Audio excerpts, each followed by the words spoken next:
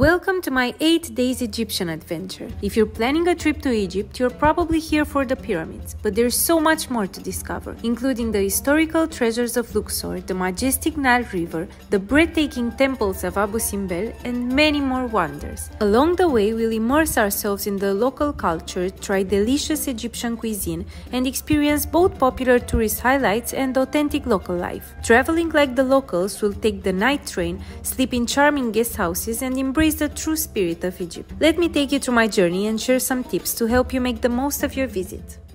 When arriving in Cairo, there are two choices for where to stay. In Cairo itself, close to major attractions like the Egyptian Museum and the bustling Khan al-Khalili market, or in Giza, which is quieter and closer to the pyramids, offering stunning views right from the window.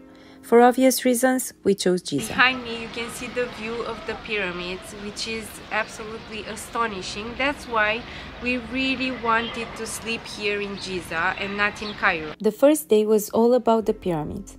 As soon as I arrived, I couldn't wait to see the Great Pyramid of Khufu, the Pyramid of Khafre, and the one of Menkaure, and of course, the Sphinx.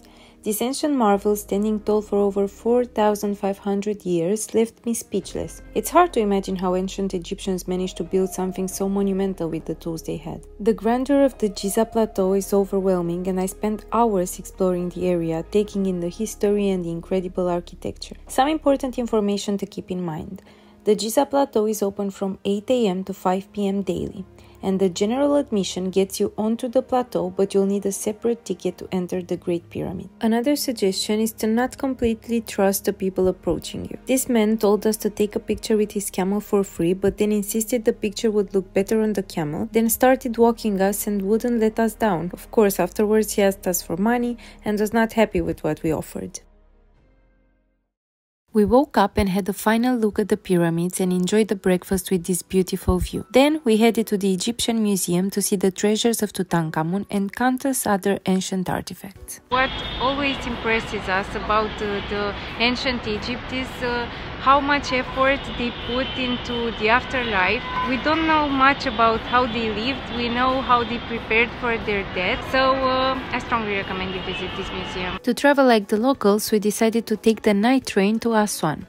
This way we covered a huge distance while sleeping, waking up refreshed and ready for a new adventure.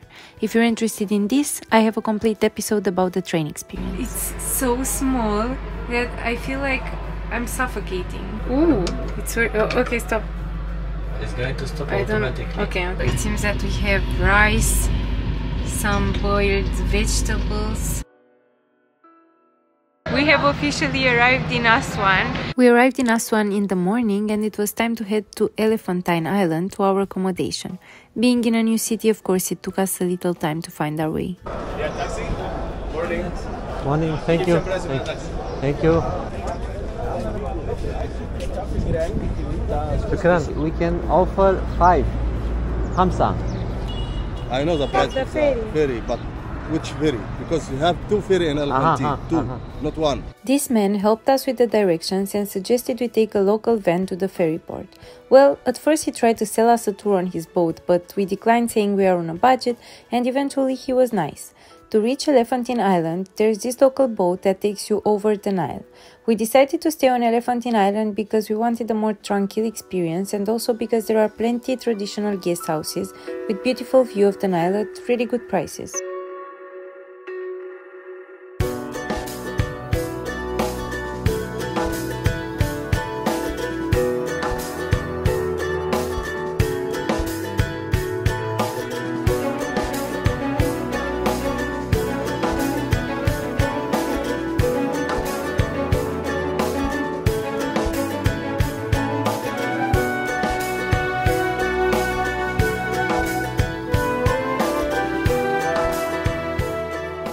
This is the view of the Nile from our homestay, the main reason why we chose it. We got a welcome drink, a mint lemonade, and as we don't want to waste time, we headed straight to the first attraction here around. Once we got off the ferry, we were approached by someone who helped us get a taxi. Remember, help is not usually for free in Egypt. It comes at an extra cost. But we know this if we let someone help us and we don't get offended because tourism is a way of living here. This was a very interesting ride because of the very old car without air conditioning that made us question whether we would make it to the destination. When getting to the office for Philae temple, it is necessary to get a boat after paying the entrance. Very important. The boat is not included and again, you'll have to negotiate. In my opinion, the more people, better the price for each. The temple is primarily dedicated to the goddess Isis, who was worshipped as the ideal mother and wife, as well as the patroness of nature and magic.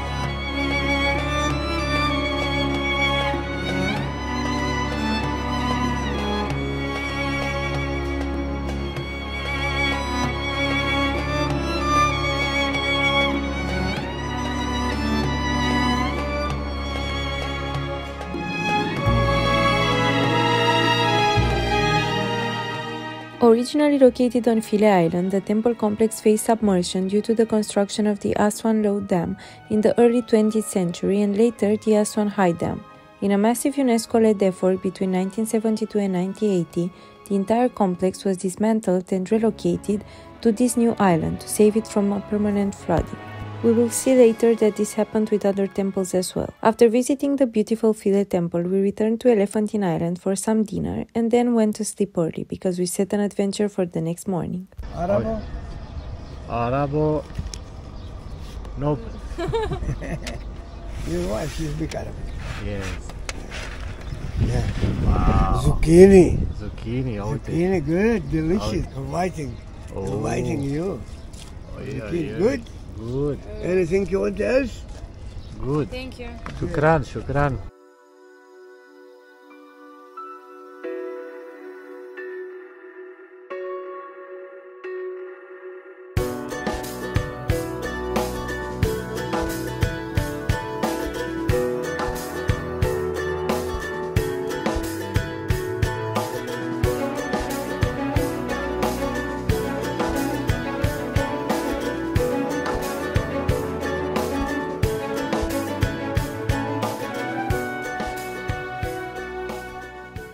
We woke up a few hours before dawn to visit Abu Simbel near the Sudanese border. The easiest way to visit Abu Simbel is by joining a tour. We reserved ours through the homestay. The journey typically takes about 3 to 4 hours each way. That's why most tours leave very early. There are 2 temples to visit here. The Great Temple of Ramses II and the smaller Temple of Hathor dedicated to his queen, Nefertari.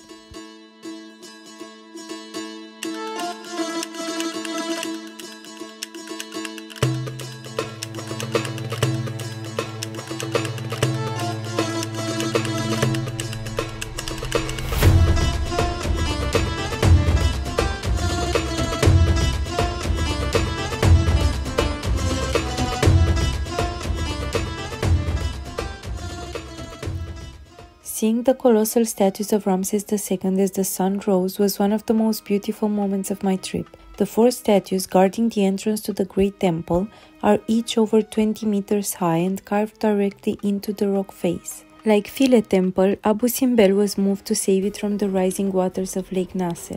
Imagine what a remarkable engineering achievement was this relocation project in the 1960s. Inside, the temple is adorned with intricate carvings and wall paintings depicting Ramses' military victories and his divine statues.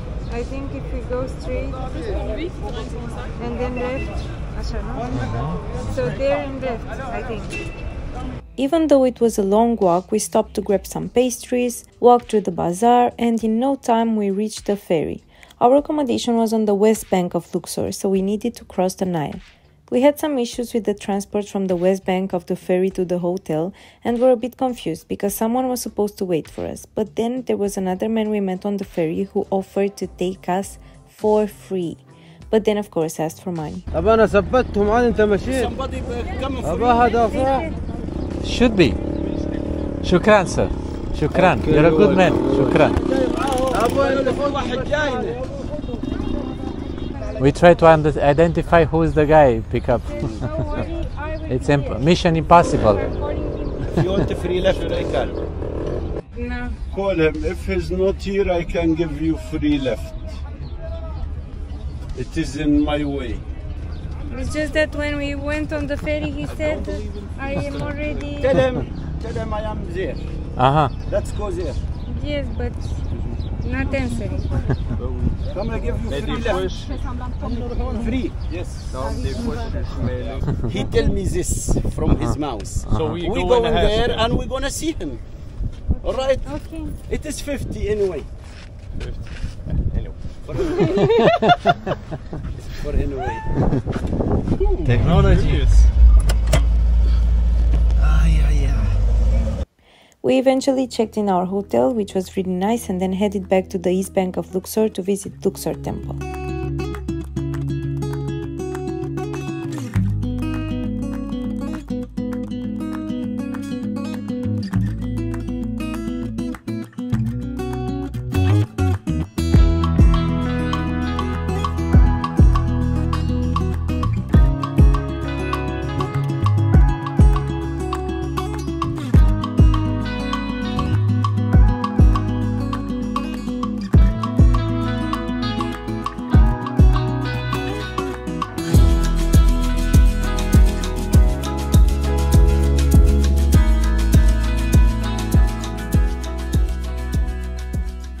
Luxor Temple is part of the UNESCO World Heritage Site along with the Valley of the Kings and the Karnak Temple complex. The temple was primarily constructed during the New Kingdom period under the reigns of Pharaoh Amenhotep III and Ramses II.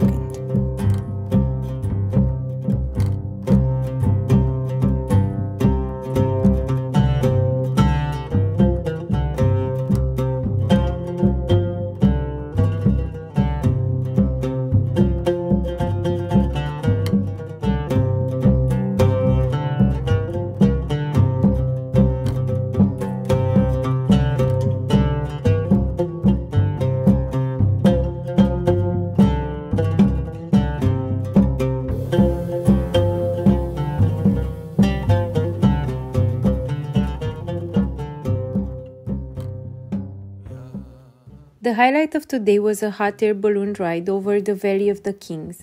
We booked a sunrise tour, so we had to wake up early to get to the flying location. We had to wait for some hours to have perfect conditions to fly, but it was absolutely worth it. Flying in a hot air balloon for the first time and over this ancient burial ground was unforgettable. I actually cried of happiness.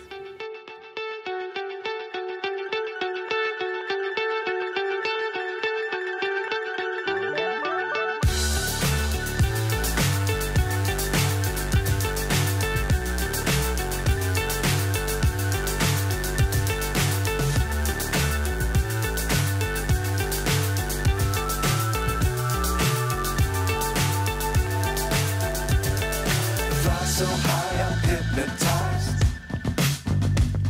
What's up is down, what's left is right. Thank you for listening and nice to meet all of you. Shukran, shukran.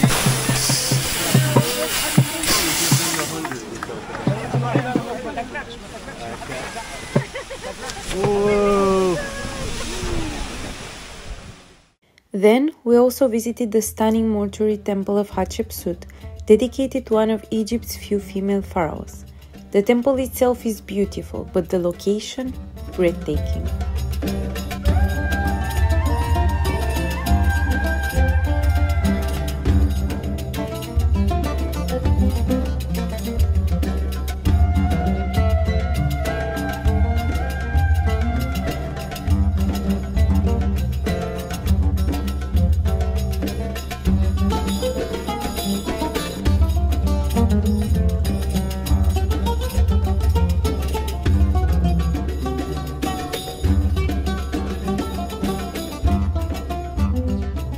Our driver also insisted we should go visit the souvenir shop that was on the way. We were shown how they produce their statuettes and vases, and then were invited inside the shop.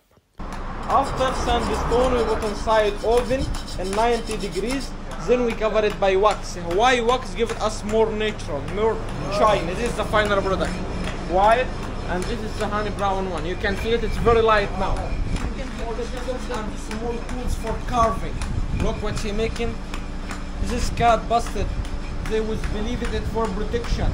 This is horse falcon. Hold it, bro. Yalla, have a sec.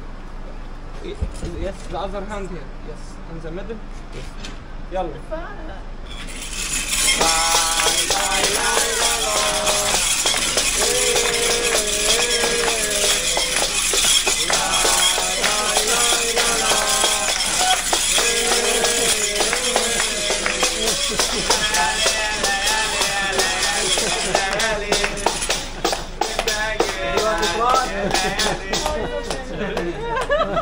That was unexpected. Everybody fine? Everybody having fun? Still thinking of the balloon? Yeah. Afterwards, we explored the Valley of the Kings, entering several tombs. It's incredible to admire the decorations inside and how they have preserved over time. We did have a guide. I wouldn't say it's absolutely necessary, but he did tell us a few interesting facts. Is being killed before they finish the tomb. And killed by who? By his wife.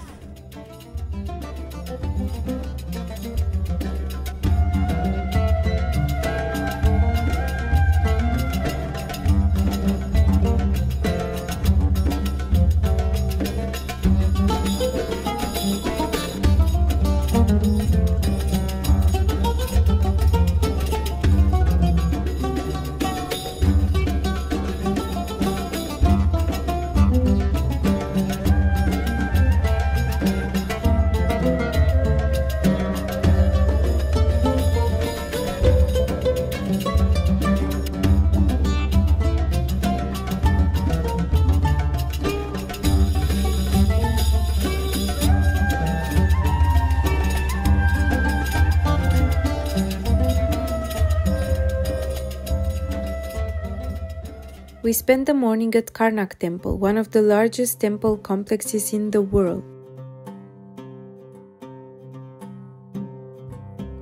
Walking through the hypostyle hall with its 134 massive columns felt like stepping back in time. It was the temple that surprised me the most. It might have been its grandeur or its special energy, but it was just beautiful.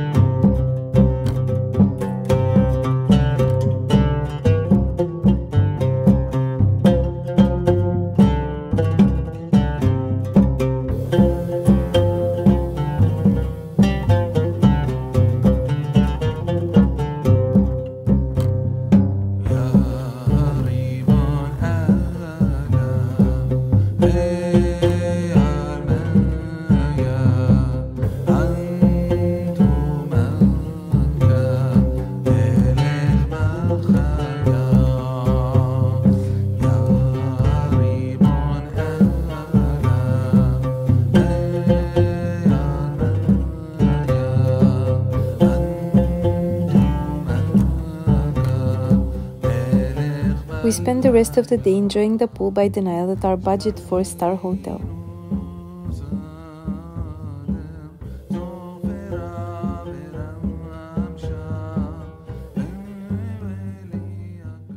After a short but bumpy flight from Luxor to Cairo, we checked into our hotel. What we liked about this one was the location, right in El Tahrir Square, close to the center, next to the Egyptian Museum. Now it was time to meet Karim, a friend from Egypt who offered to take us to his favorite places in town. Karim! Hi. Hi! How are you? Nice to meet you, bro, again. You too. You're a celebrity. Hi. I miss you guys. It's so crazy that you're here. First, he said we really need to try kushari, Egypt's national dish, and he knew just the place.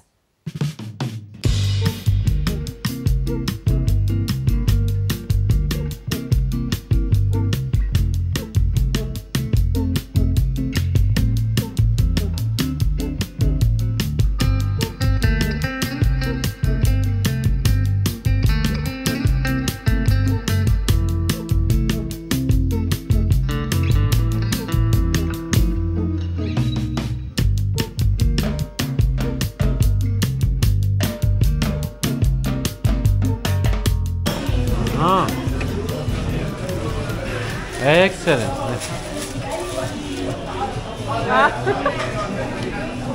Yes, welcome, my friend. Hello, everyone. My friend here will be Kushari Abu Tariq. My name Ayman. I am manager for this restaurant. Now I see you all what they're making the dish for the Kushari Abu Tariq. First time I have here tomato sauce, and down here rice and pasta, black lentils, chickpeas, red onion, garlic sauce, spicy sauce, salt and pepper. First time I put half tomato sauce, same like this. Excellent. After garlic, see. It's lovely. Salt. Spicy, you like spicy? Yeah. Little bit, not too much, just a little bit. Lemon or chickpeas. Wow.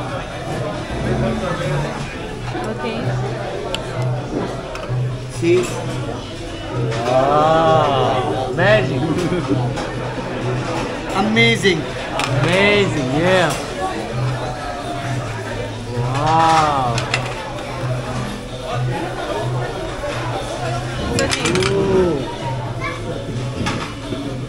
Excuse me, I want you to try one spoon and tell me with the camera how about the dish.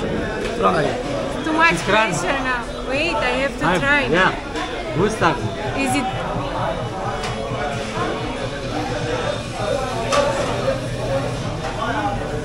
Good? Good? Very good. Shukran. Next, we went to the most popular coffee place in town where I got 2 kilos of coffee for home, and you cannot imagine the smell. I wanted to take the whole shop home. How big? The royal coffee with double royal coffee. We walked around downtown for some time, and then we decided to sit for a shisha and tea and talk about how our lives have been lately. It was the perfect way to end this amazing adventure in Egypt. Thank you, Karim. Thank you, Egypt. See you next time.